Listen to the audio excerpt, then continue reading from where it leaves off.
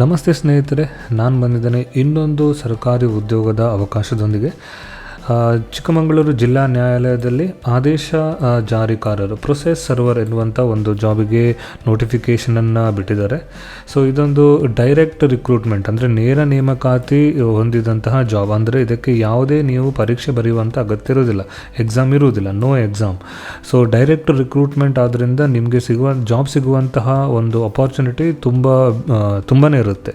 So ಆದ್ದರಿಂದ ಈ ಜಾಬನ್ನು apply ಮಾಡಲಿಕ್ಕೆ ನೀವು ಮಿಸ್ ಮಾಡಲಿಕ್ಕೆ ಹೋಗಬೇಡಿ. ಸೊ ಇದರಲ್ಲಿ ನಿಮಗೆ ಸಿಗುತ್ತೆ ವೇತನ, ಸ್ಯಾಲ್ರಿ 61,300 ಮತ್ತು ಇತರ ಭತ್ಯೆಗಳು, ಬೇರೆ ಗೌರ್ಮೆಂಟ್ ಸೌಲಭ್ಯಗಳು ನಿಮಗೆ ಸಿಗುತ್ತೆ. ಸೊ ಇದಕ್ಕೆ ಅಪ್ಲೈ ಮಾಡಬೇಕಾದ್ರೆ ನಿಮಗೆ ಬೇಕಾದಂತಹ ಎಜುಕೇಷನಲ್ ಕ್ವಾಲಿಫಿಕೇಷನ್ SSLC ಆಗಿರುತ್ತೆ. ಸೊ ಅಂದರೆ ನೀವು SSLC ಪಾಸಾಗಿದ್ದರೆ ನೀವು ಡೈರೆಕ್ಟಾಗಿ ಈ ಏನು ಜಾಬ್ ಇದೆ, ಆದೇಶ ಜಾರಿಕಾರರು ಅಥವಾ ಪ್ರೊಸೆಸ್ ಸರ್ವರ್ ಅಂತ ಏನು ಜಾಬ್ ಇದೆ, ಇದಕ್ಕೆ ಡೈರೆಕ್ಟಾಗಿ ನೀವು ಅಪ್ಲೈ ಮಾಡ್ಬೋದು. ಸೊ ಈ ವಿಡಿಯೋದಲ್ಲಿ ನಾನು ನಿಮಗೆ ಇದಕ್ಕೆ ಹೇಗೆ ಅಪ್ಲೈ ಮಾಡಬೇಕು, ಇದರ ನೋಟಿಫಿಕೇಷನಲ್ಲಿ ಏನೇನು ಕೊಟ್ಟಿದ್ದಾರೆ, ಎಕ್ಸಾಮ್ ಫೀಸ್ ಏನು, ಅಪ್ಲಿಕೇಶನ್ ಪ್ರೋಸೆಸ್ ಏನು, ಇದರ ಬಗ್ಗೆ ಕಂಪ್ಲೀಟ್ ಡೀಟೇಲ್ಸ್ ಆಗಿ ನಾನು ನಿಮಗೆ ಎಕ್ಸ್ಪ್ಲೇನ್ ಮಾಡಲಿಕ್ಕಿದ್ದೇನೆ. ಸೊ ವಿಡಿಯೋವನ್ನು ಸ್ಕಿಪ್ ಮಾಡಲಿಕ್ಕೆ ಹೋಗಬೇಡಿ, ಎಂಡ್ ತನಕ ಕಂಟಿನ್ಯೂಸ್ ಆಗಿ ನೋಡಿ. ಸೊ ಬನ್ನಿ ಸ್ನೇಹಿತರೆ, ಸೊ ಇವತ್ತಿನ ವಿಡಿಯೋವನ್ನು ಶುರು ಮಾಡೋಣ. ಸ್ನೇಹಿತರೆ, ವಿಡಿಯೋ ಕಂಟಿನ್ಯೂ ಮಾಡುವ ಮುಂಚೆ ನನ್ನದೊಂದು ಸಣ್ಣ ರಿಕ್ವೆಸ್ಟ್ ಏನಂತ ಹೇಳಿದರೆ, ವಿಡಿಯೋ ಕಂಟಿನ್ಯೂ ಮಾಡೋ ಮುಂಚೆ ನಮ್ಮ ಚಾನಲನ್ನು ಸಬ್ಸ್ಕ್ರೈಬ್ ಮಾಡೋದನ್ನು ಮರಿಬೇಡಿ. ಯಾಕಂತೇಳಿದ್ರೆ ಸೊ ಇವತ್ತಿನ ವಿಡಿಯೋ ನಿಮಗೆ ಯೂಸ್ಫುಲ್ ಆಗೋದಿರ್ಬೋದು, ಬಟ್ ಮುಂದೊಂದು ದಿನ ಇಲ್ಲಿ ನಾನು ನಿಮಗೆ ಇಂಟರ್ನ್ಶಿಪ್ ಆಗ್ಬೋದು, scholarship, apprenticeship, government job, work from home, online job, ಈ ಥರದ ವಿಡಿಯೋಗಳನ್ನು ಅಪ್ಲೋಡ್ ಮಾಡ್ತಾ ಇರ್ತೇನೆ. ಸೊ ಇದರಿಂದ ನಿಮಗೆ ಮುಂದಿನ ದಿನಗಳಲ್ಲಿ ಯೂಸ್ಫುಲ್ ಆಗ್ಬೋದು. ಸೊ ನನ್ನ ರಿಕ್ವೆಸ್ಟ್, ವಿಡಿಯೋವನ್ನು ಕಂಟಿನ್ಯೂ ಮಾಡೋ ಮುಂಚೆ ಈ ನಮ್ಮ ಚಾನಲನ್ನು ಸಬ್ಸ್ಕ್ರೈಬ್ ಮಾಡೋದನ್ನು ಮರಿಬೇಡಿ.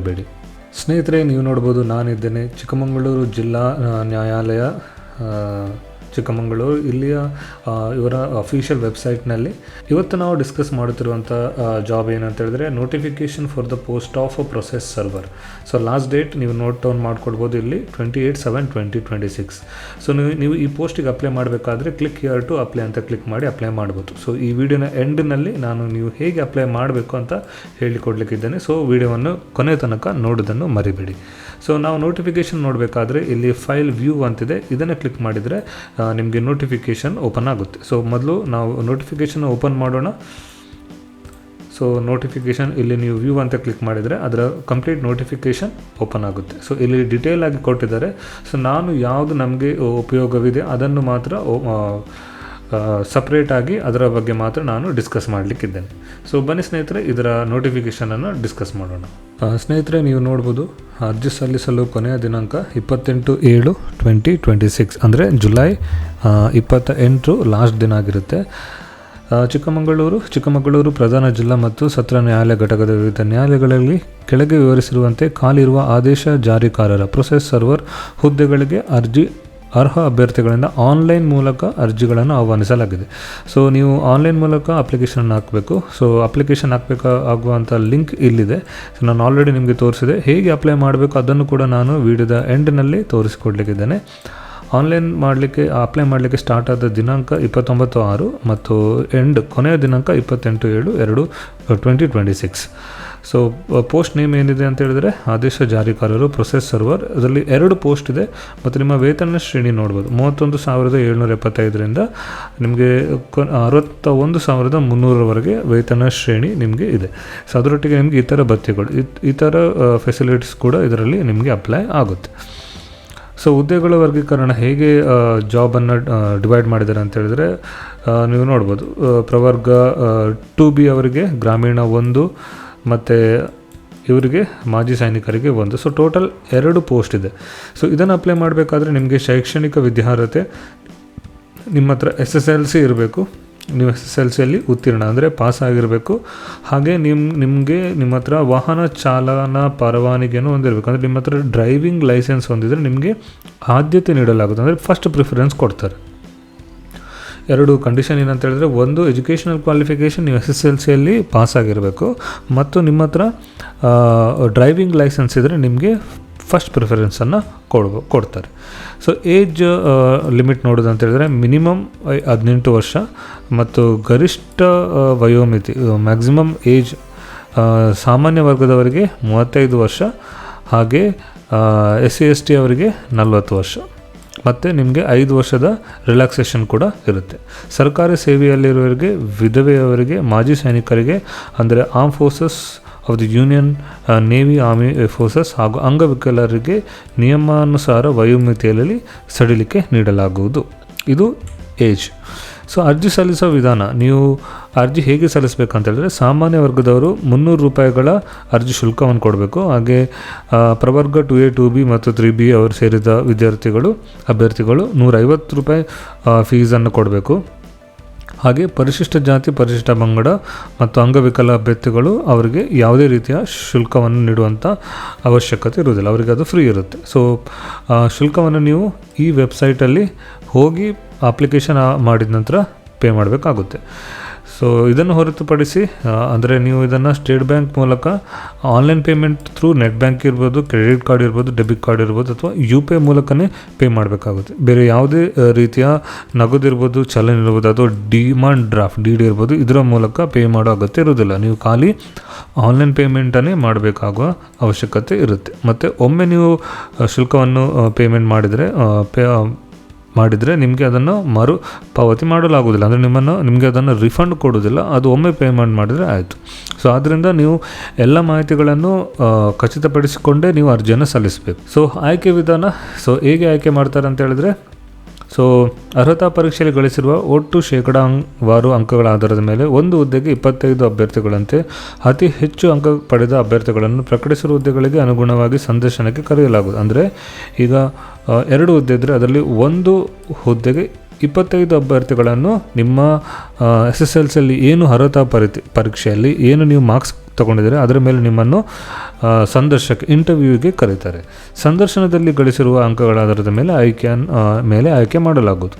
ಸೊ ಸಂದರ್ಶನಕ್ಕೆ 10 ಅಂಕಗಳನ್ನು ಒಳಗೊಂಡಿರುತ್ತೆ. ಅಂದರೆ ಫಸ್ಟು ನಿಮ್ಮ ಏನು SSLCಯಲ್ಲಿ ಮಾರ್ಕ್ಸ್ ತೊಗೊಂಡಿದ್ದೀರಿ ಅದರ ಮೇಲೆ, ಆ ಮೆರಿಟ್ ಮೇಲೆ ನಿಮ್ಮನ್ನು ಇಂಟರ್ವ್ಯೂ ಕರೀತಾರೆ. ಇಂಟರ್ವ್ಯೂಗೆ 10 ಅಂಕಗಳಿರುತ್ತೆ. ನೀವು ಇಂಟರ್ವ್ಯೂಯಲ್ಲಿ ಹೇಗೆ ಪರ್ಫಾರ್ಮೆನ್ಸ್ ಮಾಡ್ತೀರಿ ಅದರ ಮೇಲೆ ನಿಮ್ಮನ್ನು ಆಯ್ಕೆ ಮಾಡ್ತಾರೆ.